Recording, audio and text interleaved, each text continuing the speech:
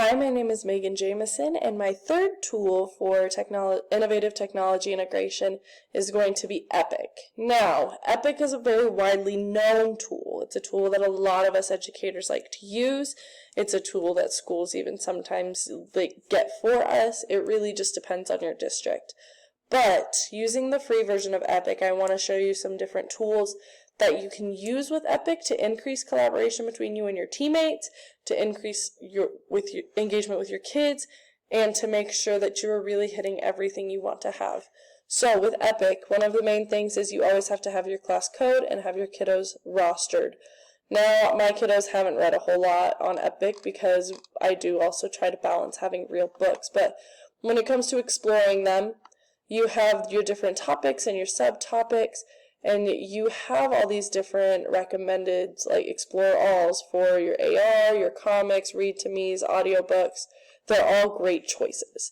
Now, I like to explore by grade and then go through and see what can my kiddos take a look at and explore. Specifically, my kids love Diary of a Wimpy Kid. I don't have enough copies to go around in the classroom for all my students to read it. So that means that Diary of a Wimpy Kid, I would love to be able to assign it and have them be able to take a look.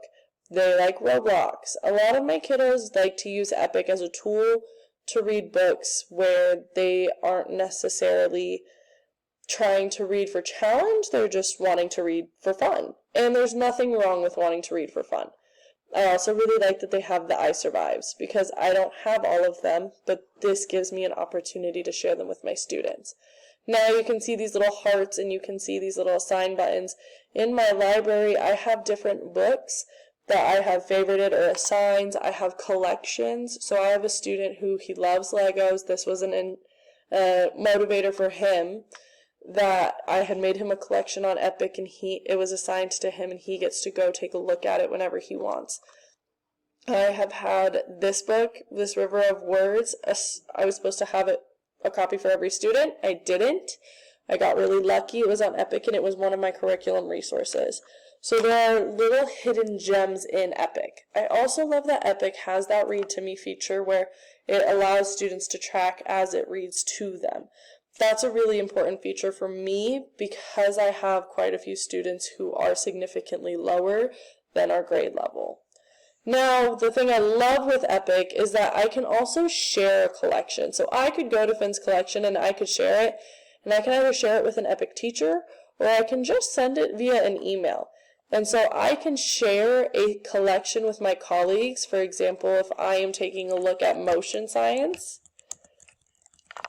I can take a look at all the books, and I see, okay, there's a bunch of different books on motion. This is our current science unit. Motion and forces.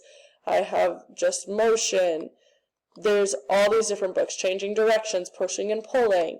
I could create an Epic collection and share it with my teammates and increase collaboration between us to share out resources that would make sense for our students in this science unit and continue to let them explore the science of motion.